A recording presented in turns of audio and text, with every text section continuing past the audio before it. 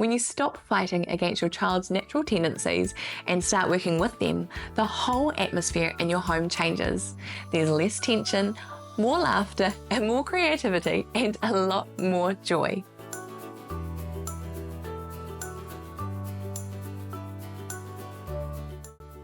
Kia ora, hello, I'm Ruth Burko, a teacher turned mum here on a mission to demystify child's play through understanding play schemas. If you've ever found yourself asking, why is my child doing that? Whether it's throwing their soft toys, hiding stones around the house, or lining up their crayons, then you're in the right place, and certainly not alone. Here, we'll explore the magic of play through the lens of play schemas, those hidden, repeated patterns in your child's behaviour that holds the key to unlocking more meaningful play and connection. Through understanding play schemas, you'll be able to move beyond those one-off activities and understand the why behind your child's play. Join me each week as we dive into playful insights that will help you bring more joy, connection, and understanding into your parenting journey and set the stage for a lifetime of learning. Let's dive on in. Firstly, this is so much fun. Thank you to everyone who has contacted me after the first 2 episodes. I've absolutely loved hearing about all the aha moments you've had. It has seriously made my day, so keep it coming. I love hearing about all the fun and frustrations in your necks of the woods. You can either contact me on social media platforms using @play_schemas, that's play_schemas, or flick me an email, ruth@playschemas.com. Okay, today we're diving into something that has the potential to transform your parenting journey, and I'm sure you've already guessed it. It is understanding play schemas at home. If you're just tuning in, I recommend going back and listening to episodes 1 and 2, which start to build the foundation for understanding play schemas. But if you don't have time, don't worry, we'll give you the 101 right here. Now, if you've ever felt overwhelmed by your child's behaviour or confused by seemingly random actions, this is the episode for you. By the end of the conversation, you'll not only understand what play schemas are, but also how recognizing them can reduce your frustration, enhance your child's development, and deepen your connection, as well as bringing more fun and joy into your home. Who doesn't want that? So, whether you're out on a walk, catching a rare moment of quiet, or multitasking around the house, I'm so glad you're here. Let's dive on in. All right, this may be a bit too familiar. You're sitting in your living room and your toddler is pulling all their toys off the shelves and moving them to the other side of the room. And then your other child is taking them and hiding them under tea towels from the kitchen. It feels a bit chaotic, right? And you're thinking, why are they doing this? Well, here's the thing. There's a method to their madness. What you're actually witnessing is your child's way of learning about the world. These behaviours are part of something called play schemas. Play schemas are repeated patterns of behaviour that children naturally engage in as they explore their environment, the world around them. These aren't random actions, far from it. They're essential building blocks for learning. Through these patterns, your child is developing cognitive, physical, and emotional skills that will shape their understanding of the world around them. Every time your child throws, sorts, spins, or stacks something, they're exploring critical concepts like gravity, space, motion, and order. When we as parents start to recognise these play schemas, it can completely change how we respond to their behaviour. What might seem like random chaos one day is actually a sign that your child is learning in their own incredibly purposeful way. Now, I'm not expecting you to know and remember all of the 10 I'm going to talk about, so I have a cheat sheet just for you, which briefly outlines the 10 most common play schemas, and of course, it is free. If this sounds a little bit like what you need, head to playschemas.com/free to nab it. That's playschemas.com/free. Now, I want to start by talking about something that I know many parents, including myself, can struggle with, and that is frustration. We've all been there. Your child is throwing their food off the high chair for the 100th time, or they're constantly knocking down blocks of towers instead of building them. It's easy to feel overwhelmed and think, why can't they just stop? But here's what understanding play schemas can do. It can truly transform your parenting. Once you recognize that these actions are part of a natural learning process, it allows you to change your perspective. Instead of seeing these behaviors as annoying or disobedient, naughty, mischievous, you begin to see the learning behind them. And when you understand the why behind your child's actions, the frustration starts to melt away. In reality, knowing this is a natural learning process, the more you try press against the behaviour and stop it, the more you and your little one will be getting frustrated. It's time to lean into it instead. For example, I've had a lot of people sharing with me that knowing about the trajectory schema was an absolute game changer. This is when your child is fascinated by how objects move through space. So yes, that might mean throwing their toys or food or anything their lovely little hands can get on. Once you recognise that this isn't just mischief, but it's exploration of motion and movement, you can approach it differently.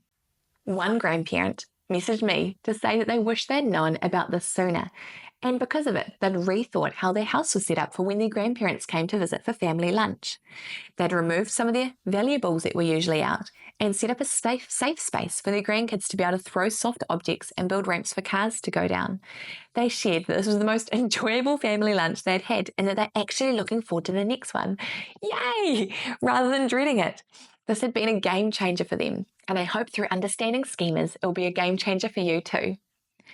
Now that we've started talking about reducing our frustration, let's look at how understanding play schemas can actually boost your child's development while reducing your frustration. Because play schemas aren't just about keeping your child busy, they're the foundational building blocks for all these essential skills. Okay, let's break it down. I'm not about to rap. When your child engages in these repeated behaviours, they're working on so many levels. Take the positioning schema, for example. This is when kids are wanting to see the world from many different angles and perspectives. What's happening here is that they're learning about balance, coordination, and how objects change or stay the same, depending on which way they're looked at.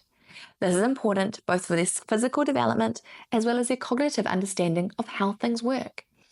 Okay, let's think about reframing our frustration with the schema. So, you're trying to read bedtime stories, and your little one just can't keep still and moving everywhere. Maybe you could change what you do. You could try lying on their bed with them, both on your backs, with the book in their ear. And yes, this also works for if they're in a cot. I climbed into my little one's cot last night to do just this. Or maybe the enveloping schema, when your child wraps up toys in blankets or hides them under cushions. So they're exploring ideas of containment and boundaries, which will later help them in understanding concepts such as space and relationships between objects. So these are really important critical thinking skills in action. So to reduce frustration with this schema, you could provide them with materials that they can use to wrap different objects in. So they're not taking the tea towels out of the kitchen or stealing t-shirts from the clean washing basket. By understanding these schemas, we can create an environment that supports and extends their natural learning rather than training them to not break our environments. It helps us create environments that don't just allow kids to play in, but through our reduced frustration, it can keep both toys safe from being thrown and broken, and also us safe from just not knowing what else to do other than yell at them. What might have been seen as destructive play or naughty behaviour becomes an opportunity to develop problem-solving skills and fine motor coordination. So not only does understanding play schemas reduce your frustration, but it also allows you to actively support your child's growth in a way that's meaningful and aligned with their natural tendencies, which is awesome. Let's now move on to something that's really close to my heart, which can be the opposite of frustration, which is connection. One of the most beautiful things about understanding play schemas is how it deepens the connection between you and your child or children. When you start to recognise the patterns in their play, you're no longer just managing their behaviour, you're engaging with them in a way that's truly meaningful. For example, with my older son, he went through a phase where he loved lining up all his cars in perfect rows, over and over and over again. At first I didn't get it. At the end of the day, I just wanted to tidy them up and put them all together in a box. Cue tears and refusal to tidy up. But once I realised he was working through the positioning schema, which is all about understanding order and spatial relationships, I saw it as an opportunity to connect with him on his level and work with him rather than against him. Instead of interrupting or trying to redirect him, I joined in. We'd spend time together with his cars, organising them, talking about the different colours, sizes, shapes, what they're for. This simple activity became a way for us to bond. He felt understood, and I was able to share in his world. That's the power of understanding play schemas. It opens up the door to more meaningful, joyful interactions with your child. And when we were finished, We made a stop sign so that everyone knew he was still playing with them.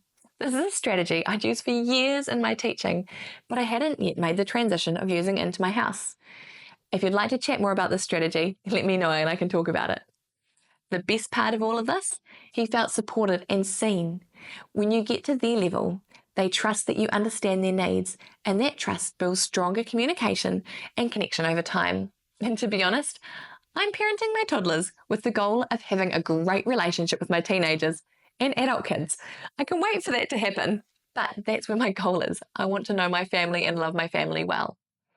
Now, I know what you're thinking. This sounds great, but how does it make family time more fun?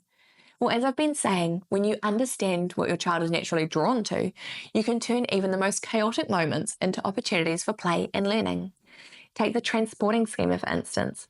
If your child loves carrying things from one room to another, instead of seeing it as mess just waiting to happen, you can turn it into a game.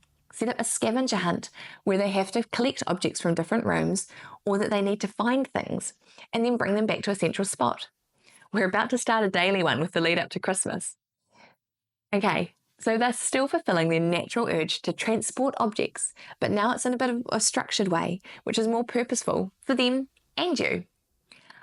By embracing play schemas, you're creating an environment where play is celebrated and learning happens organically. And let me tell you, when you stop fighting against your child's natural tendencies and start working with them, the whole atmosphere in your home changes.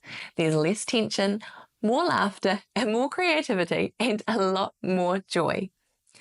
Now, I know your child is only this age once, but what they do now really does set up the foundations for their future. When you embrace these play schemas, you're not just making the day-to-day life easier, you're setting up your child for success in the future. The skills they develop through these schemas, the problem solving, spatial awareness, or the cognitive and coordination, emotional regulation, they're all going to serve them well as they learn and grow. Think about it. By supporting your child in exploring schemas like enclosure or trajectory, you're fostering a mindset of curiosity and discovery. You're encouraging them to engage in the world around them, to ask questions, and to experiment. These are qualities that will help them succeed in the school, in friendships, and later on in life. And as a parent, understanding play schemas helps you feel more confident and capable. You're no longer just reacting to your child's behaviour, you're responding with purpose. You're guiding them, supporting them, and partnering with them on their learning journey. That's the true power of play schemas. They transform not only how we see our children, but how we engage with them and support them with their growth. All right, let's get practical. How can you start recognising and supporting play schemas in your home? Here are my 3 top tips. First, observe your child's play. Watch for repeated behaviours. Are they constantly spinning, stacking, or sorting? Do they love hiding things or moving objects from room to room? These are clues to which of the play schemas they're working through, and then make a note of it. They may be working through just one schema at a time, or you may notice multiple at once. Both are completely normal. Second, create more play opportunities. Like I said about the grandma who contacted me, once you've identified a schema, set up activities that allow your child to dive deeper into that behaviour. Engage their curiosity and ensure they have a safe place to explore it, which also can be outside with the right gear on. Number 3, let go of control. Here's a big one. Let go. Allow your child the freedom to explore their schemas without constantly directing their play. Sometimes the best thing you can do is simply observe and offer materials or encouragement when they need it. Trust their instincts. Thank you so much for joining me on today's episode of Demystifying Child's Play through Play Schemas. I look forward to you joining me in the next episode. I hope you're taking into your day new ideas and insights to help you connect with your child through play in more meaningful and fun ways. If you enjoyed this episode, make sure you subscribe so you never miss out on future tips, strategies, and those aha moments, and then share it with other parents and caregivers who are also ready to explore the power of play schemas. And don't forget, you can head to playschemas.com/free to nab a cheat sheet of the top 10 play schemas. That's play, schemas.com/free. If you want to dive in more, you can head over to the blog at playschemas.com/003 for the show notes and any bonuses attached to this episode. That's playschemas.com/003. And hey, I would love to continue hearing your playtime stories.